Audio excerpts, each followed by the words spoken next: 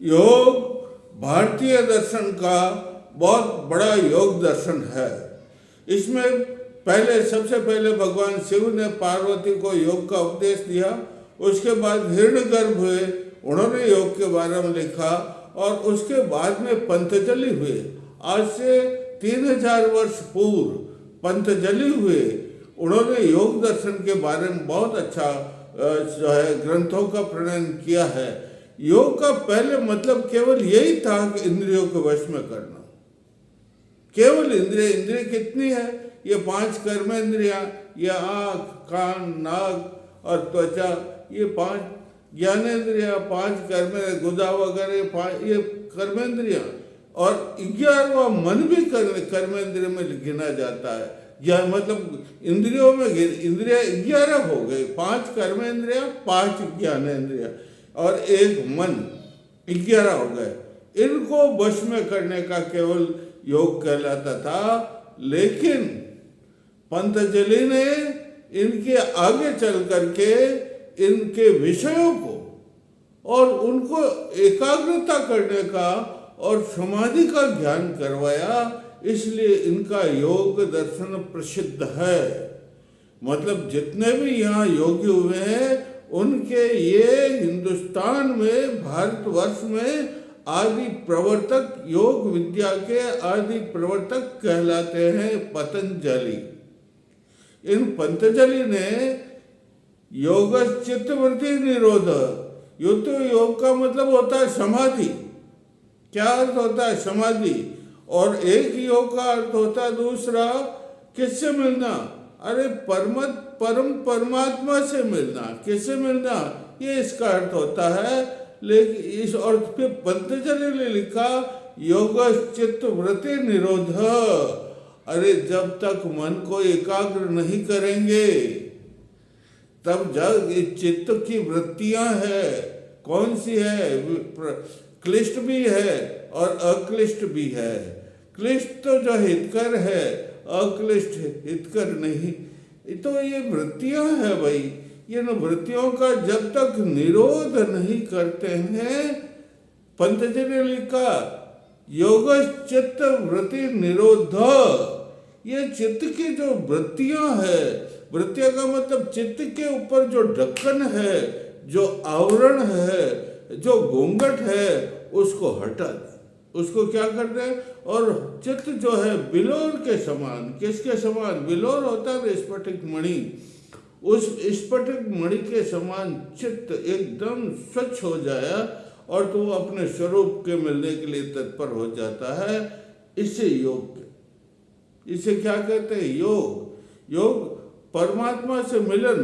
किसके मिलन? चेतन एक अचेतन दो नहीं है, एक ही है, परम ब्रह्म। कौन है? परम ब्रह्म है इस संसार में। और अतिचेतन भूमि में 3 प्रकार की भूमियां हैं। कितने प्रकार की भूमियां? एक तो है चेतन, दूसरी अचेतन। अरे अचेतन भूमि में आपको मालूम नहीं पड़ता, शरीर में सब कार्य होते हैं नहीं, भोजन का पचाना, रात को सोते हो तो भी ये मशीनें चलती रहे, आपको सोए हुए हैं लेकिन शरीर के अंदर सारी मशीनें चलती है नहीं। इसको चेतन अचेतन भूमि कहते हैं। लेकिन इंद्रियां है, इन इंद्रियों से परे, इंद्रियों की सीमा खत्म हो जाती, और इंद्रियों से परे जो स्थान होता है वो जो अति चेतन भूमि कहलाती। क्या कहलाती है? उस अचित चेतन भूमि में कौन विराजते हैं? परम परमात्मा। कौन विराजते हैं? परम परमात्मा विराजते हैं। पंतजलि ने लिखा है कि हे सूक्ष्म प्राण, तेरे सूक्ष्म प्राण के ऊपर सूक्ष्म मन बढ़ जाए और फिर वो क्या करे? चेतन भूमि को पार कर ले, अचेतन भूमि को पाए। अचेतन का मतलब दिशा तक, इंद्रिय है, इंद्रियों तक की भूमि, और उसके ऊपर जो सीमा होती, उस सीमा को भी पार कर ले तो वो इंद्रियातीत कहलाती भूमि। क्या कहलाती है? इंद्रियातीत भूमि कहलाती है। इंद्रियातीत भूमि मतलब अति चेतन भूमि। अति चेतन का मतलब जहाँ भगवान परम परमात्मा विराजते हैं, तो वहाँ जो है योग का उद्देश्य है वो चेतन भूमि को पार करके, अचेतन भूमि को पार करके फिर अति चेतन भूमि में पहुँचना, और परम परमात्मा से साक्षात करना, मनसा वाचा कर्मणा सब उनको समर्पित कर देना और मोक्ष मार्ग को प्राप्त करना, ये योग का उद्देश्य। पंतजलि ने ये लिखा है, उसने लिखा है तन्निरोध अभ्यास वैराग्यम। अरे वृत्तियां है, इनको अभ्यास क्या, किससे, मतलब यत्न करो, कोशिश करो। सतत, सतत का मतलब होता है लगातार, सतत का मतलब लगातार। जैसे आज 5 घंटे कोशिश की तो रोज 5 घंटे, अगर 2 घंटे अभ्यास किया तो रोज 2 घंटे। यूँ नहीं कि फिर छोड़ दे बीच में। और मन में कभी ऐसा विचार नहीं करना चाहिए कि मैं अब नहीं करूं, मुझे इससे क्या फायदा मिलता है। क्यों आजकल तो लोग संसार में भटक रहे हैं, ये संसारिक रास्ता है, इसमें भटक रहे हैं अविद्या के कारण। किसके कारण? अविद्या है, माया का आवरण है, इस माया के अंदर फंसे हुए लोग हैं, इसलिए इसमें फंसे हुए, अविद्या कारण जो इसमें फंसे हुए। जब तक माया का आवरण नहीं हटेगा तब तक जो है आपका एकाग्रता नहीं होगी।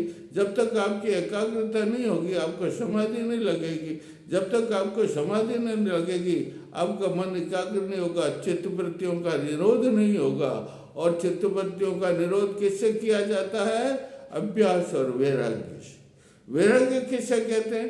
अरे आसक्ति, 2 प्रकार के वैराग्य। एक तो आसक्ति छोड़ देना, आसक्ति का मतलब ये सांसारिक जो चीजें हैं उनको छोड़ देना, उनके अंदर प्रेम राग अनुराग नहीं रखना।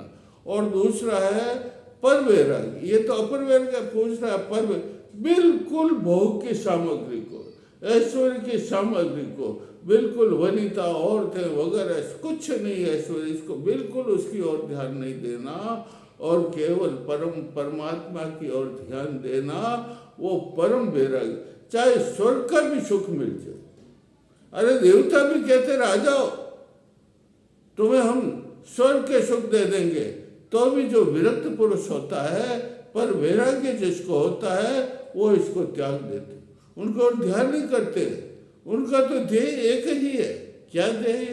परम पुरुष को प्राप्त करना, परमात्मा को प्राप्त करना, परम ब्रह्म के पास पहुंचना, परम ब्रह्म का धाम है उस स्थान पर जाना, ये उनका उद्देश्य होता है।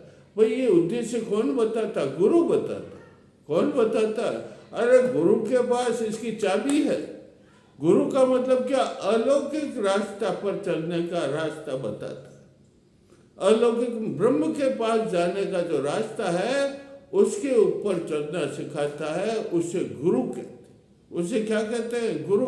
पंतजलि ने भी लिखा है कि भाई हमें गुरु के प्रति बड़ी श्रद्धा रखनी चाहिए। क्या करना चाहिए? बड़ी श्रद्धा रखना चाहिए, गुरु का पूर्ण ध्यान करना चाहिए, गुरु का पूर्ण जो है सम्मान और आदर करना चाहिए।